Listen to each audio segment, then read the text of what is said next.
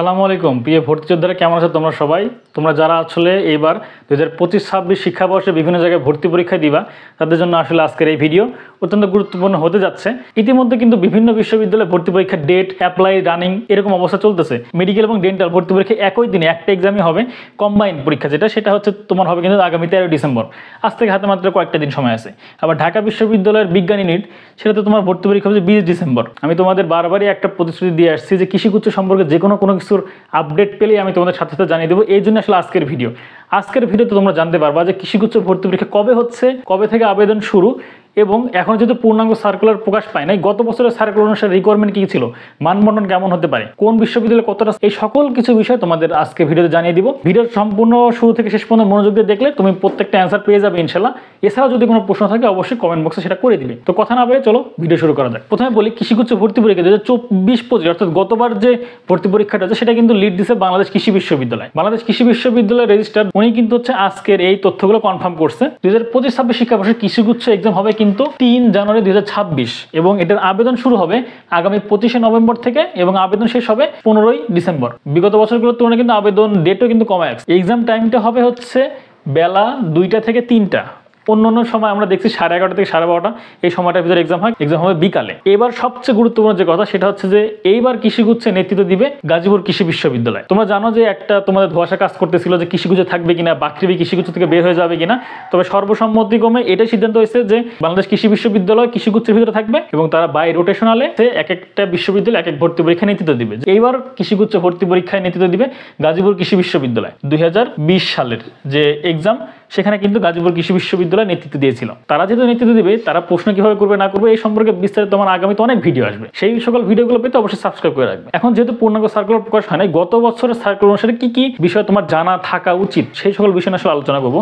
যেমন প্রথমে আছে একটা আবেদন যোগ্যতা। আবেদন যোগ্যতার ক্ষেত্রে তোমার এসএসসিতে জিপিএ লাগবে 4 পয়েন্ট এবং এইচএসসিতে জিপিএ লাগবে তোমার ন্যূনতম 4 পয়েন্ট।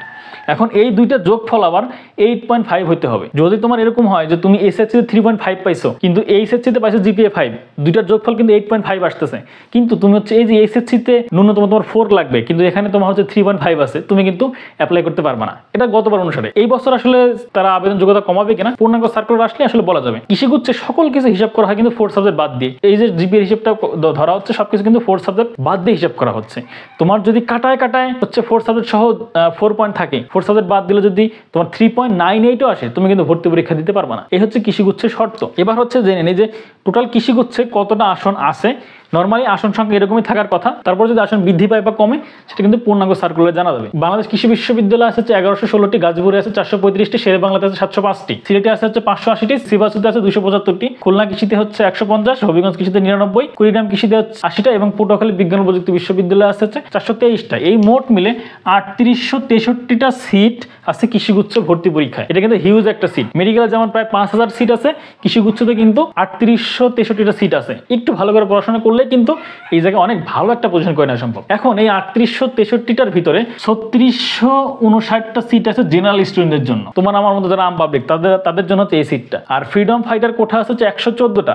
এখানে একটা বিষয় তারা গতবার উল্লেখ করে দিয়েছিল যে ফ্রিডম ফাইটার শুধুমাত্র সন্তানদ্বীপ পাবে, অর্থাৎ যে নাতিপুতি কোঠা সেটা কিন্তু থাকবে না। যদি কোনো কারণে ফ্রিডম ফাইটার কোঠার সন্তান দিয়ে যদি পূরণ না হয়, যে কয়টা আসন ফাঁকা থাকবে সেই কয়টা আসন কিন্তু তোমার জেনারেল স্টুডেন্টদের পূরণ করবে। গতবারও তাই করছে, এটা আমরা দেখছি। এবং তোমার 47টা আছে হচ্ছে উপজাতিদের জন্য এবং 43টা আছে তোমার হচ্ছে বিশেষ চাহিদা সম্পন্ন যারা আছে তাদের জন্য। মানে কৃষিগুচ্ছে কত মার্কের পরীক্ষা, আসলে মেরিটটা কিভাবে তৈরি করা হয়? মেরিট তৈরি করা টোটাল হচ্ছে 150 মার্কের ভিতরে। 150 মার্কের ভিতরে তোমার 100 মার্ক থাকে হচ্ছে এমসিকিউ এবং জিপিএর স্কোরের উপর থাকে 50 মার্ক। 100 মার্ক যে এমসিকিউর উপর হবে সেটা কোন কোন বিষয়ের উপর থাকে? তোমার বায়োলজিতে তোমার বোটানি, জুলজি দুইটা মিলে থাকে 30 মার্ক, ফিজিক্সে 20, কেমিস্ট্রিতে 20, ম্যাথে 20 এবং হচ্ছে ইংলিশে 10। এই সব মিলে 100 মার্কের এমসিকিউ। অর্থাৎ এই যে 3 জানুয়ারি দুপুর 2টা থেকে 3টা পর্যন্ত তুমি মেইনলি এই 100 মার্কের এমসিকিউর এক্সামটাই দিবা। এরপর আসে হচ্ছে জিপিএ স্কোরের হিসাব। জিপিএ স্কোরের হিসেবে একটা বিষয় সবাই মানে ভুল করে থাকে, আসলে কনফিউশন লাগায়। এই জিপিএ স্কোরটা সম্পূর্ণ নির্ভর করছে তুমি এসএসসি এবং এইচএসসিতে কত মার্কস পাচ্ছ সেটার উপরে। 4 সাবজেক্ট ছাড়া জিপিএ কিভাবে নির্ণয় করতে হয় আমার কিন্তু প্রিভিয়াস একটা ভিডিও করা আছে, চলো সেটা দেখে ধারণা নিতে পারো। সেখানে আমি জিপিএ স্কোরের বিষয়টাও বুঝাইছি। আর এই যে জিপিএ জিপি স্কোরের যে বিষয়, এটা কিন্তু তোমার 4 সাবজেক্ট বাদ দিই তুমি ইন্টারমিডিয়েট এবং এসএসসিতে 4 সাবজেক্ট যদি 100তে 100 পাও, সেই মার্কের ভ্যালু এই কৃষিগুচ্ছতে নাই। যদি সেটা 80 পেয়েও যদি A+ পাও, সেই ভ্যালু কৃষিগুচ্ছতে নেই। সেগুলা বাদ দিয়েই কিন্তু সকল কিছু হিসাব করতে হবে। দিয়ে এই 25 25 50 তোমাদের একটা স্বস্তির বিষয় এটা বলি, কৃষিগুচ্ছ পরীক্ষা যে বাংলাদেশ ফার্স্ট হবে তারা কিন্তু এই জিপিএ স্কোর 50-এ 50 থাকবে না। জিপিএ স্কোর 50-এ 50 থাকতে গেলে তোমার এসএসসি এবং এইচএসসি ফুল মার্ক পাইতে হবে। এসএসসি যদি তোমার 1300 মার্কের পরীক্ষা হয়, তোমাকে 1300ই পাইতে হবে। এই পর্যন্ত তোমার হচ্ছে বোর্ড পরীক্ষায় 1300 ভিতরে 1300 মার্ক কেউ পাইছে বলে আমার জানা নেই। তাই এখানে কিন্তু মার্কস কিছু কম থাকবেই। তাই তোমাদের যাদের জিপি একটু কম আছে তারা আসলে এভাবে ভেঙে পড়ার দরকার নেই যে ভাই আমার তো জিপি অনেক কম। ঘুরে ফিরে ব্যবধান তোমার 2 থেকে 3 মার্কেরই হবে, যেটা তুমি ইজিলি এই এমসিকিউ পরীক্ষা ভালো করে পোষায় নিতে পারবা। এখানে আরেকটা বিষয় বলে দেওয়া উচিত, আবেদন যোগ্যতার ক্ষেত্রে তোমার এসএসসি তে কি করছো না করছো সেটা অতটা দেখবে না, কিন্তু এইচএসসি তে তোমাকে এই ফিজিক্স, কেমিস্ট্রি, ম্যাথ আর হচ্ছে বায়োলজি এই 4টা সাবজেক্টে তোমাকে পাস হয়ে আসতে হবে।